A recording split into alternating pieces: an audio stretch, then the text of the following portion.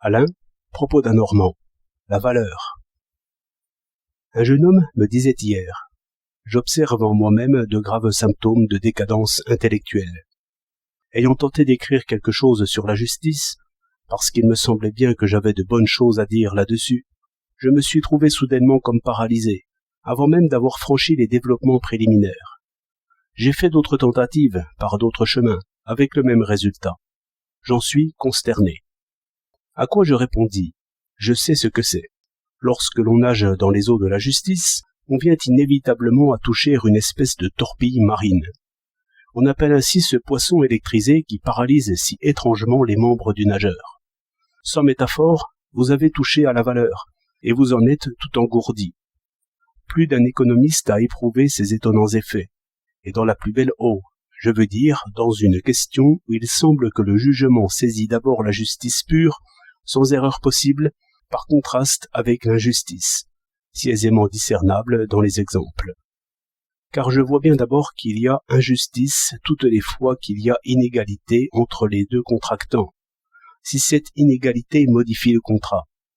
Par exemple, si l'un est plus savant que l'autre, plus riche que l'autre, ou mieux placé pour attendre, moins dominé par les besoins et les passions. Il y a injustice, notamment, lorsque l'un cache ce qu'il sait, et que l'autre devrait savoir concernant les objets échangés. Par exemple, si je veux vendre un cheval dont je sais qu'il boite par période, je dois le dire. Si j'offre une pièce de monnaie douteuse, je dois le dire. Cela va tout seul. J'entends dans la théorie.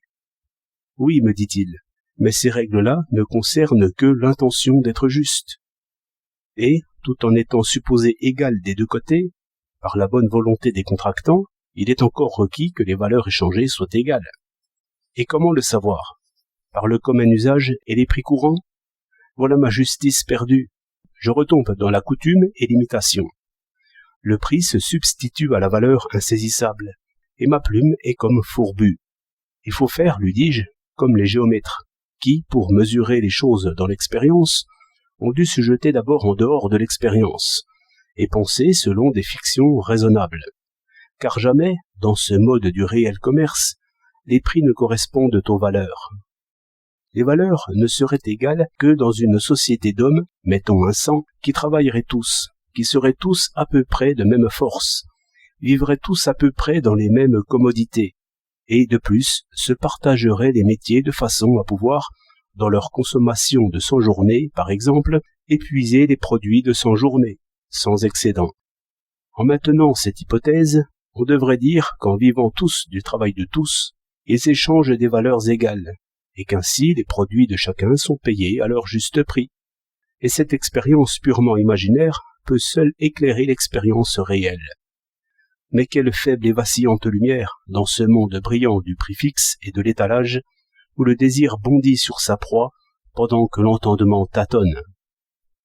4 mai 1914